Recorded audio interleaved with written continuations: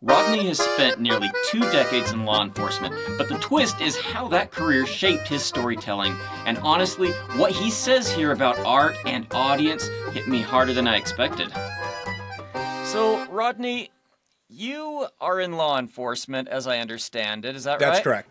Are you still in law enforcement, or have you retired from that, or how's that looking? So I'm still active. I have, let me check the clock. 2 years, 10 months, and 1 day to go. So, but who's counting? Counting off the days and the hours, Yeah. aren't you? Once you get to a certain point, it's kind of, there's a finish line and you're looking to finish that. It's an important milestone finishing law enforcement career. Cool. So you're also a writer, though, and did you always know that you wanted to be a writer, or when you were a kid, did you think, I want to be a cop? Ironically, both. So I was always a creative person growing up. My mom and I, Sunday afternoons, we would try to plot out our own mystery stories, like our like a locked room mystery, like Clue. Clue was one of my favorite movies growing up. And I always wanted to kind of build one of those kind of mysteries. So my mom and I would, pretend we were actually doing that. Neither one of us knew how to, but I was always very creative. I always wrote stories, or I did poetry for a while. I started writing songs when I was in college. But at the same time, I knew, excuse me, I knew I needed, I went to college, I majored in English, but I knew I had to have some kind of career. Originally, I was looking towards a legal career, becoming a lawyer. And the more and more I did that, I wasn't really interested in the, kind of like the nitty gritty stuff of practicing law. So I kind of wound up in law enforcement, and I think I have one of those books you make when you're like in third grade and you kind of have to do like a, quick bio of yourself. I have one that says, I want to be a cop when I grow up. So I guess that was always kind of like in the back of my mind. And then when it kind of had an opportunity to go that direction, I did. What I love here is how matter-of-fact Rodney is about the job. No glamorizing, no dramatics, just the real world that eventually becomes the backbone of his fiction. Now there's several different branches, like if you go into law enforcement, it's not just being a patrol cop. I mean, there's different things in there. What did you spend most of your time in, or where have you kind of gravitated to in your career? So I started out as a state correction officer. I worked in correctional facilities for about 2 years. Then I tested and I joined a local sheriff's office.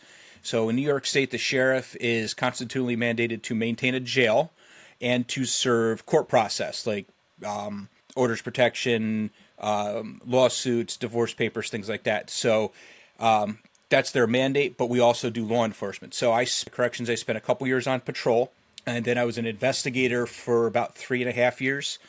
In my focus, I did computer forensics, I did white-collar crime, I did kind of benefit fraud and fraud type cases. And after that, I made sergeant, and I was a patrol supervisor for about 10 years. And recently, in the last 3 or 4 months, I got promoted to the rank of lieutenant.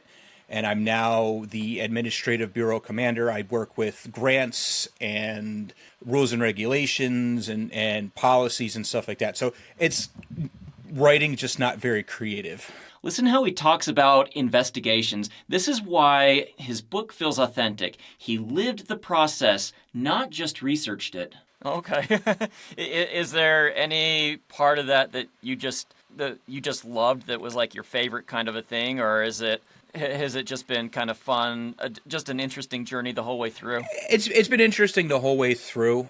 I really enjoyed being an investigator. I had a friend of mine, and I had the opportunity to become sergeant. He asked me, he says, why are you doing this? He says, what did you want to do when you started, working for the sheriff's office? I said, I want to be an investigator. And he goes, then why are you becoming a sergeant? And I said, well, because that's what you do. You take a test, you have an opportunity to get promoted, you get promoted, take the raise, and you grow in your responsibility. And so I've kind of done that, but I really miss being an investigator and doing the casework and kind of, I've never had a whodunit, like, I don't know who did this. It's more of stacking up the evidence to show how this person did something to hold them responsible for whatever law it is that they broke. This is where Rodney reveals the why behind his genre. Not big city thrillers, but small town mysteries where everyone knows everyone. That's a whole different kind of tension. Okay. Is that kind of why you gravitate in your writing towards the genre that you have done? I always liked mysteries. Like I said, my mom and I would, try to create our own mysteries when I was a kid. But I've always, my mom read Mary Higgins Clark novels growing up. I was always into Sherlock Holmes. And so I was kind of like mysteries, crime, and having that direct experience in law enforcement, kind of understanding the procedures and the little idiosyncrasies of how law enforcement agencies work. I really wanted to kind of bring that reality to a fictional situation. A lot of your crime procedurals, your Michael Conley books or some of these other writers that do this, they work at big agencies. The LAPD, there's, tens of thousands of cops there. I'm talking about an agency that's, maybe 10 or 12 people. And how do you deal with crime in a small community with a small number of law enforcement officers? This part is gold for any creative. Rodney nails the balance between personal expression and audience connection. I imagine that a lot of the time, too, you probably know a lot of the people that you're coming in contact with that maybe you gotta enforce discipline on. Correct, yeah. So, at what point did you realize that you wanted to...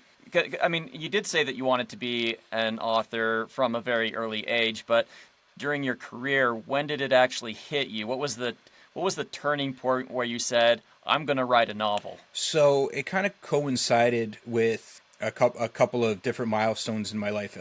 Back in 2022, my father passed away in April of that year, just past his 62nd birthday, and about a couple months before my 40th. And I was working one night, was still a patrol supervisor at the time, and I was working overnight, and this idea hit me. And that idea is what's become the core of the trilogy, and especially the first book in the trilogy.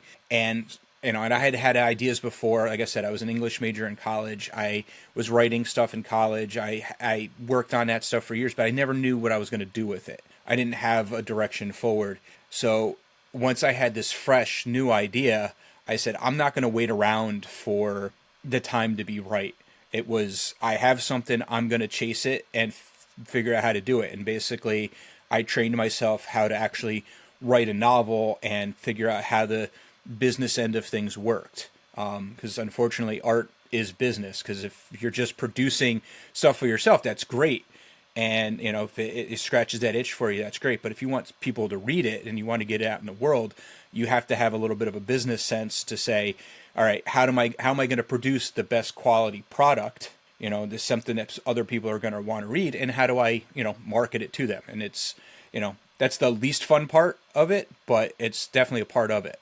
I really enjoyed my conversation with Rodney, getting to understand his process, where he's been, how he did his writing. But this was just a small piece of the interview. If you want to catch the whole interview, jump on over to my podcast. It's the Light-Minded Arts Podcast. You can find it anywhere. But also, if you want to check out Rodney's books, check the link in the description below. See if it's something you might be interested in.